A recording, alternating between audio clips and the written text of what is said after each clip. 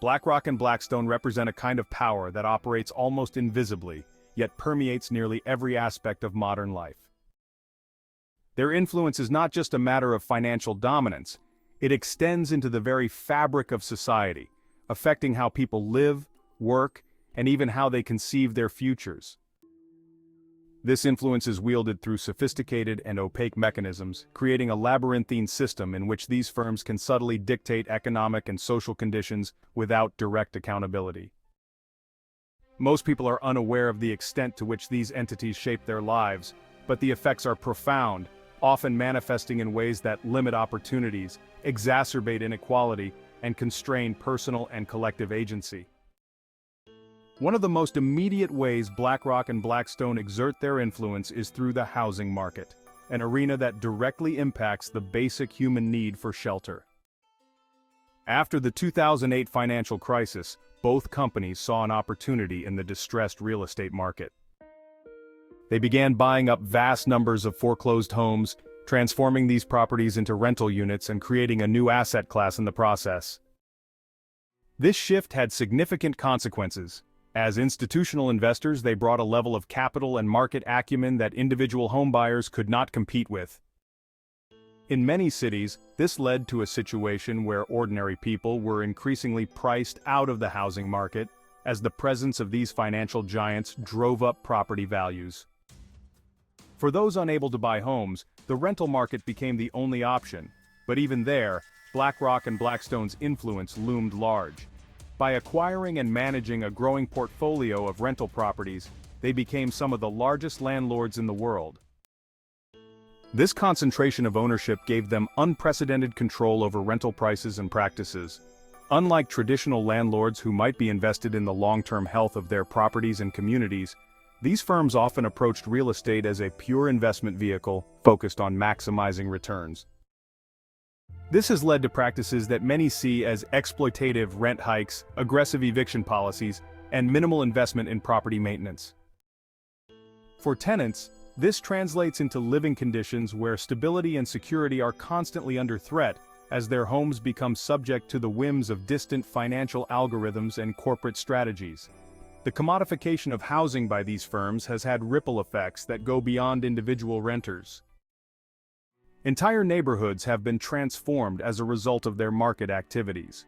When large-scale corporate landlords move into a community, they often bring with them a set of practices that prioritize profitability over the social fabric.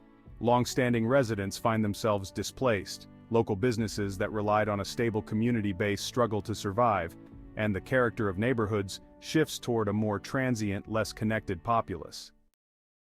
This erosion of community ties and the sense of place is not easily quantified, but it represents a profound change in how people experience urban life. What was once a network of relationships and shared spaces becomes, under the influence of these financial giants, a series of transactions and investment opportunities. Beyond the housing market, BlackRock and Blackstone's influence extends into the corporate world on a scale that is difficult to fully comprehend. BlackRock, with its enormous assets under management, holds significant stakes in virtually every major publicly traded company. This means it has the power to influence corporate governance in sectors ranging from technology to healthcare to energy. Through its holdings, BlackRock can shape corporate strategies, push for mergers and acquisitions, and even influence decisions on crucial matters such as labor practices, environmental policies, and executive compensation. The company often positions itself as a force for positive change, advocating for companies to consider environmental, social, and governance (ESG) factors in their decision-making. However, the reality of its influence is far more complex. While BlackRock has made public commitments to issues like climate change and social responsibility, critics argue that these commitments are more symbolic than substantive. The company continues to invest heavily in fossil fuels and industries with questionable labor practices. Its public stance on climate action, for instance, often appears at odds with its investment portfolio, which includes some of the largest oil, gas, and coal companies in the world. This duality reflects a deeper tension within BlackRock's business model.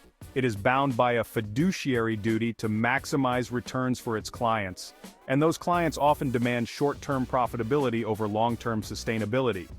As a result, BlackRock finds itself in a position where it has immense power to influence corporate behavior, but its actions frequently fall short of the transformative change its rhetoric suggests. Blackstone's influence is similarly pervasive but operates through a different mechanism. As a private equity firm, Blackstone acquires companies, often taking them private, restructuring their operations, and then selling them for a profit. This process, known as buyout and turnaround, can have profound effects on the companies involved, their employees, and the markets in which they operate. The restructuring typically involves aggressive cost-cutting measures, which can include layoffs, reductions in employee benefits, and the sale of company assets. For the employees of these companies, the arrival of Blackstone often signals a period of uncertainty and upheaval. Jobs become less secure, work conditions can deteriorate, and the focus shifts toward maximizing efficiency and profitability at all costs. This model of private equity ownership has broader implications for the economy. When companies are managed with an eye toward short-term profit maximization, the long-term health of the business, its workforce, and its customers can be jeopardized. In sectors like healthcare, where Blackstone has made significant investments, this focus on profitability can have dire consequences. Healthcare companies owned by private equity firms have been accused of prioritizing financial metrics over patient care, leading to reduced access to services, understaffed facilities, and a decline in the quality of care. These practices affect not just the companies involved, but also the broader societal infrastructure, as essential services become entangled in the logic of financial extraction. The influence of BlackRock and Blackstone extends beyond the corporate and real estate spheres into the realm of public policy. BlackRock, in particular, has positioned itself as an advisor to governments and central banks, especially in times of financial crisis. Its role as a trusted advisor has raised concerns about conflicts of interest and the potential for these firms to shape economic policy in ways that benefit their interests. For example, during the COVID-19 pandemic, BlackRock was hired by the U.S. Federal Reserve to help manage its corporate bond buying program. While this move was aimed at stabilizing financial markets, it also underscored the extent to which private financial firms are intertwined with public policy making. BlackRock's involvement in such programs can shape the flow of capital in the economy, potentially reinforcing the very market dynamics that favor large financial institutions over smaller businesses and individuals.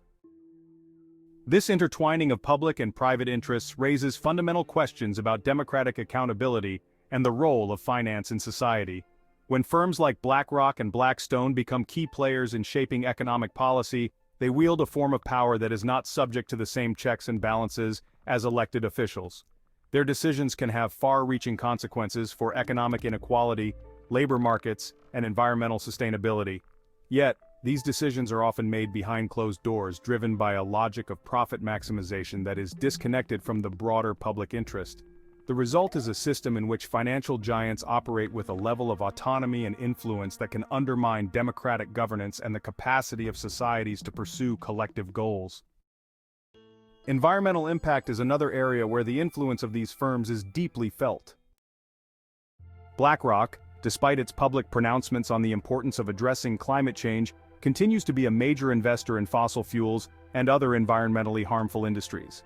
While the company has called for greater corporate responsibility on climate issues, its investment practices suggest a different priority: the pursuit of financial returns. This stance has significant implications for global efforts to combat climate change. By directing capital toward industries that contribute to carbon emissions and environmental degradation, BlackRock plays a role in perpetuating an economic model that is at odds with the need for ecological sustainability. Blackstone too has been criticized for its environmental impact, particularly through its investments in real estate, energy, and natural resources. The firm's pursuit of profit in sectors like agriculture, water management, and infrastructure can lead to the exploitation of natural resources and the displacement of communities. For example, Blackstone's investments in agricultural land and water rights have been linked to practices that prioritize large-scale industrial agriculture and resource extraction over the needs of local populations and ecosystems. This focus on financial extraction often externalizes environmental and social costs, contributing to a model of economic development that is unsustainable in the long term. Together, BlackRock and Blackstone embody a form of financial capitalism that prioritizes market logic and profit maximization over social welfare, environmental sustainability, and human dignity. They operate within a system that views economic growth and financial returns as the ultimate ends, often at the expense of other values and priorities. Their influence is so deeply embedded in the global economy that it can be difficult to see where their power begins and ends. They shape the availability of housing, the direction of corporate governance, the stability of employment, the course of public policy, and even the health of the planet.